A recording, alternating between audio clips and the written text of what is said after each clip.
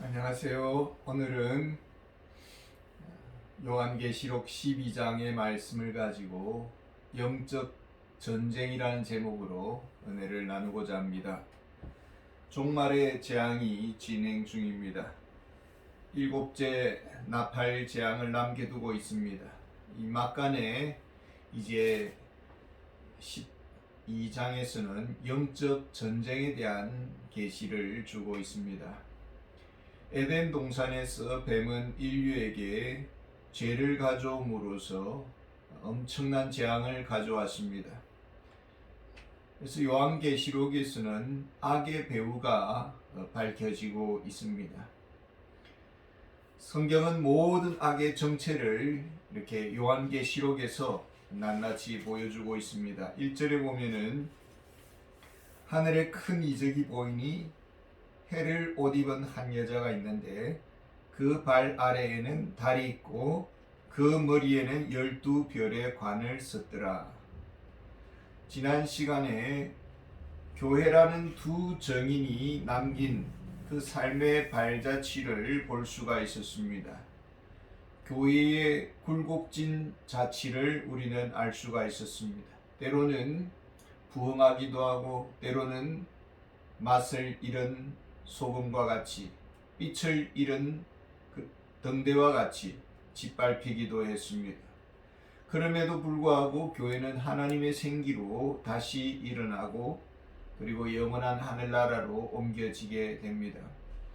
교회의 본래 위상이 무엇입니까? 그리스도의 신부입니다. 주님의 교회는 복음의 능력을 가지고 있습니다. 교회는 해를 옷 입은 한 여자와 같다고 했습니다. 신랑 되신 그리스도를 믿습니다. 그리스도의 의의 옷을 입었습니다. 그 의라는 것은 상급의 근거가 되는 것입니다. 그리스도의 행하심이 우리의 행하심이 되고 그리스도의 헌신이 우리의 헌신, 그리스도의 죽음이 우리의 죽음이 됩니다. 우리는 믿음으로 그리스도의 의를 받았고 그 의 때문에 우리는 그리스도의 수준의 상급을 누리게 되는 것입니다. 우리의 의는 없습니다. 우리의 선행은 부정합니다.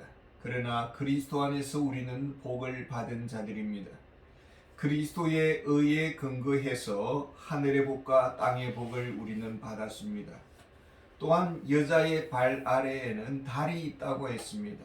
달은 어두운 세상을 밝혀줍니다. 해보다는 밝지 않습니다. 해의 빛을 반사해 줄 뿐입니다. 세상의 성공과 출세, 힘, 권력, 지식의 영광이 있습니다. 그러나 영원히 영혼을 살리는 생명의 복음에 비하면은 하나의 그림자일 뿐입니다. 세상의 위대한 철학자들은 성경의 진리 한 구절에 조금 자신의 각주를 달 뿐입니다. 스스로 창조적 진리를 가지고 있지는 않습니다. 복음의 태양에 반사된 세상의 그 지식을 가지고 조금 가지고서 교회를 등지는 사람들이 있습니다. 얼마나 어리석은 자인지 모릅니다.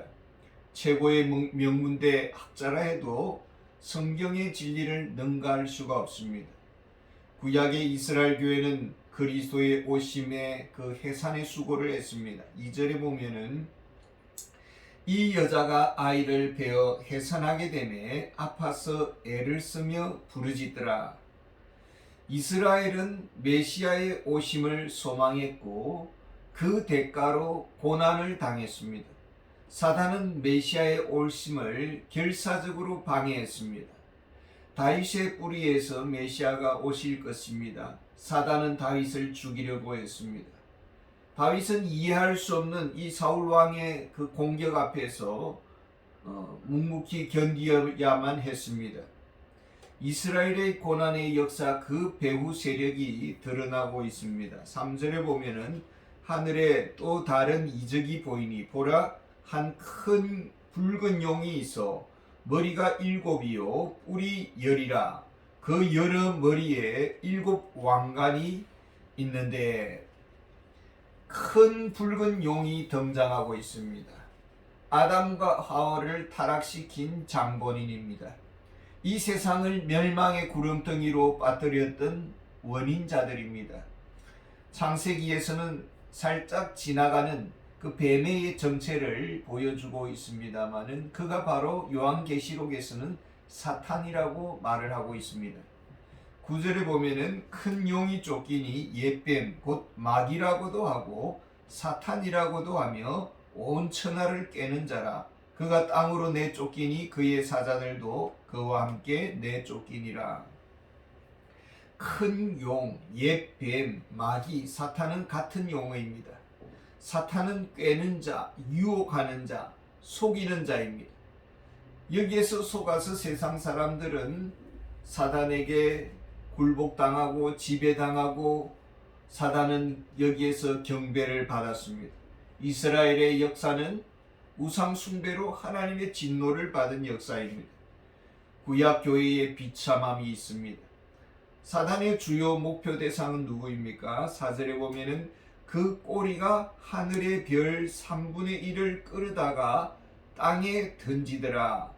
용이 해산하려는 여자 앞에서 그가 해산하면 그 아이를 삼키고자 하더니. 사단은 메시아의 오심을 선포하는 주의 종들을 제거하려고 했습니다. 선지자들은 메시아를 선포하고 오실 메시아를 선포하고 목숨을 내놓아야 했습니다.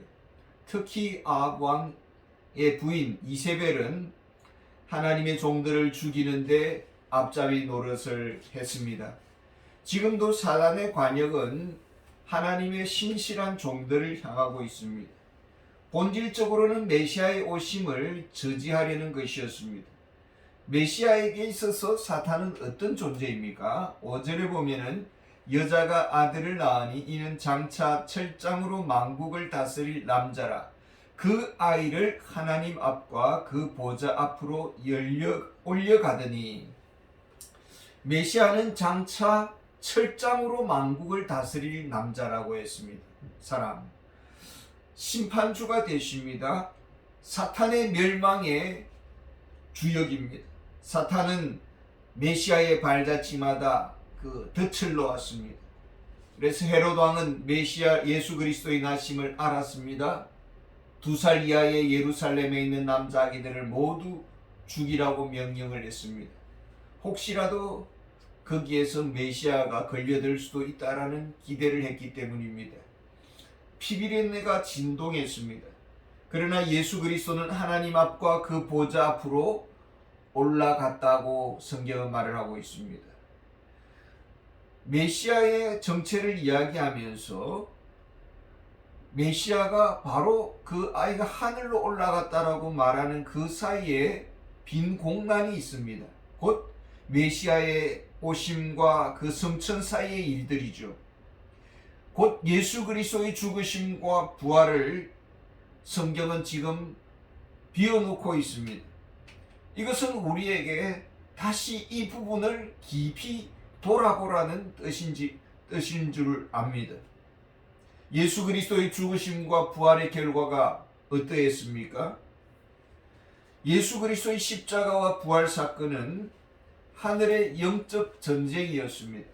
7절과 8절에 보면은 하늘에 전쟁이 있으니 미가엘과 그의 사자들이 용과 더불어 싸울세. 용과 그의 사자들도 싸우나 이기지 못하여 다시 하늘에서 그들이 있을 곳을 얻지 못한지라. 예수 그리스도의 십자가와 부활 사건의 결정적인 결과가 사탄의 패배로 나타났습니다.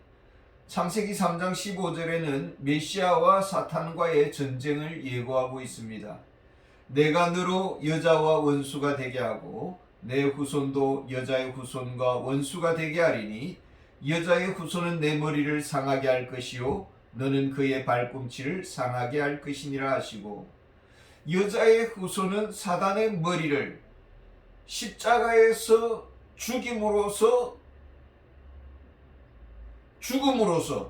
십자가에서 죽음으로써 상하게 했습니다. 뱀의 후손은 갈보리 언덕에서 예수 그리스도의 여자의 후손의 발꿈치를 상하게 했습니다. 사탄의 승리로 끝난 줄 알았습니다. 그러나 예수 그리스도는 죄가 없으십니다. 의로우신 하나님의 아들의 피를 흘린 것입니다. 의로우신 하나님의 아들의 죽음은 부활로서 의인됨을 하나님께서 증명해 주셨습니다. 곧 이 십자가 사건은 믿는 자마다 그리스도의 의가 주어지는 것입니다. 십자가 사건을 믿는 자는 제사함을 받습니다. 제사함을 위한 예수님의 죽으심을 믿는 자마다 사단의 결박에서 풀려납니다. 어둠의 권세에서 더 이상 정죄를 받지 않습니다. 로마서 8장 1절에 보면 그러므로 이제 그리스도 예수 안에 있는 자에게는 결코 정죄함이 없나니 그 누구도 그리스도의 사랑에서 끊을 수가 없습니다. 아버지의 손에서 빼앗을 자가 없습니다. 사단은 패했습니다.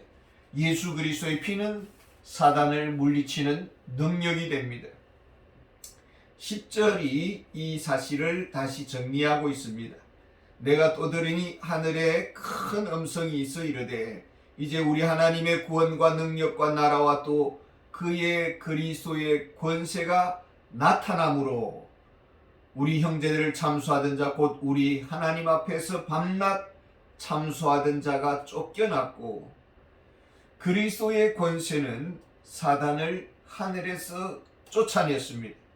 사단은 무기력하고 무능합니다. 사단의 정죄를 물리칠 능력은 무엇입니까? 사단의 속임을 분별할 지혜는 무엇입니까? 교회에게 주신 하나님의 영적인 무기가 있습니다. 11절에 보면은 우리 형제들이 어린 양의 피와 자기들이 증언하는 말씀으로서 그를 이겼으니 그들은 죽기까지 자기들의 생명을 아끼지 아니하였도다. 영적 전쟁은 사단과 메시아와의 십자가 사건으로 끝난 것이 아니라 주님의 교회와 지속되고 있는 것을 볼 수가 있습니다. 사단은 머리가 7이라고 했습니다. 그러니까 쉽게 죽지 않는다라는 것입니다. 다시 머리를 빳빳이 쳐들고 온다라는 것입니다. 우리가 평생 사는 날 동안 감당해야 할 싸움입니다. 이제 우리가 평화가 왔구나, 평화의 시대가 왔구나, 큰 착각입니다. 한순간도 방심해서는 안 됩니다. 교회는 사탄을 어떻게 이길 수가 있을까요? 내 힘과 내 능력 의지하면은 패할 수밖에 없습니다. 오직 십자가의 그늘 아래 우리 나아가야 됩니다. 하나님을 우리의 피난처로 삼아야 됩니다. 예수님의 피밖에는 없습니다. 십자가에 우리가 죽었음을 우리는 고백해야 됩니다. 나는 이미 죽었습니다. 이제는 내가 사는 것이 아니요 내 안에서 그리스도께서 사십니다. 내 안에 있는 분노, 절망, 슬픔 이 모든 것도 십자가에 못 박았습니다. 오직 우리가 시험이 올 때는 하나님의 사랑으로 견뎌야 되고 축복하는 마음으로 우리가 감당해야 됩니다. 내 안에 있는 어둠과 싸워야 되는 것입니다. 그리할 때에 시험은 지나갈 것이고 하나님은 우리를 더 경고케 해주시고 더 잘하게 해주시고 더 큰 축복으로 위로해 주실 것입니다. 주님의 십자가 앞에 나아가야 합니다. 십자가를 우리는 늘 바라보아야 합니다. 사랑의 능력을 구해야 되고 주님의 보혈 안에서만이 참 안식이 있음을 믿어야 합니다. 하늘의 전쟁은 예수 그리스도의 승리로 끝이 났습니다. 그리고 교회는 보혈의 능력 안에서 늘 승리할 것입니다. 요한복음 16장 33절에 세상에서는 너희가 환난을 당하나 담대하라 내가 세상을 이기었노라. 어린 양의 피를 의지해야 합니다. 우리는 말씀 위에 굳게 서야 합니다. 복음의 능력을 구해야 합니다. 영혼들을 살리기 위해서 우리는 진리의 편에 서야 합니다. 사단의 정죄 앞에 무릎 꿇지 말아야 합니다. 사랑 안에서 우리는 승리해야 될 줄 믿습니다. 패잔병 사단의 활동 무대가 이제는 어디입니까? 12절에 보면은 그러므로 하늘과 그 가운데 거하는 자들은 즐거워하라. 그러나 땅과 바다는 화 있을진저 이는 마귀가 자기의 때가 얼마 남지 않은 줄을 알므로 크게 분내어 너희에게 내려갔음이라 하더라. 사단의 세력은 패함으로 영원히 격리되지 않았습니다. 아직도 사단의 졸개가 이 세상에 있습니다. 그리고 사탄도 활동을 하고 있습니다. 마치 빨치산의 잔당들처럼 숨어서 공격을 하는 것이죠. 지금 사단의 내적 상태가 어떠한가를 밝혀주고 있습니다. 자기의 때가 얼마 남지 않은 줄을 알므로 크게 분내요. 사단은 지금 너무 조급합니다. 어떻게 하면 좀 더 교회에 치명타를 줄까? 어떻게 하면 저 그리스도인 가정을 무너뜨릴까? 어떻게 하면 하나님의 얼굴에 먹칠할까? 여기에 혈안이 되어 있는 것입니다. 사단의 공격 목표는 무엇입니까? 13절에 보면 용이 자기가 땅으로 내쫓긴 것을 보고 남자를 낳은 여자를 박해하는지라. 사단의 공격의 목표점은 타켓은 교회를 향하고 있습니다. 교회가 사단으로부터 시험을 당하고 핍박을 당합니다. 왜 하나님은 이런 사단의 박해를 허용하실까요? 14절에 보면은 그 여자가 큰 독수리의 날개를 받아 광야 자기 곳으로 날아가 거기서 그 뱀의 낯을 피하여 한때와 두때와 밤때를 양육받으매. 고난의 시간에 우리는 광야를 향합니다. 사람들이 없는 광야, 고독합니다. 혼자 남은 것 같습니다. 거기서 말씀을 붙잡습니다. 진리의 본질을 찾습니다. 고난은 우리를 하나님 앞에 무릎 꿇게 만들고 하나님 앞에 더 가까이 나아가게 합니다. 하나님께서 교회에게 주시는 은혜가 있습니다. 큰 독수리의 두 날개를 받아 라고 했습니다. 하나님은 교회에 성령을 부어주셨습니다. 교회는 무장했습니다. 말씀과 성령으로 무장했습니다. 말씀과 성령으로 양육을 받고 진리의 바다에서 우리는 헤엄을 칩니다. 그리고 새로운 사람으로 새로운 교회로 우리는 성장합니다. 사단은 발악합니다. 그래서 교회를 어떻게 하면 잡아뜨릴까 하고 고심을 하다가 술책을 쓰는 것이죠. 15절에 보면은 여자의 뒤에서 뱀이 그 입으로 물을 강같이 토하여 여자를 물에 떠내려 가게 하려 하되. 교회가 고난의 시간에 광야에서 말씀과 기도로 훈련받았습니다. 그리고 교회는 말씀과 성령 안에서 부흥을 하기 시작합니다. 성장하기 시작합니다. 어느 사회인가 교회가 커졌습니다. 또 부유해졌습니다. 지식도 많아졌습니다. 사회로부터 인정을 받습니다. 부와 명예를 얻게 되었습니다. 사단은 이제 세속화의 강물에 침몰시키려고 교회를 시험합니다.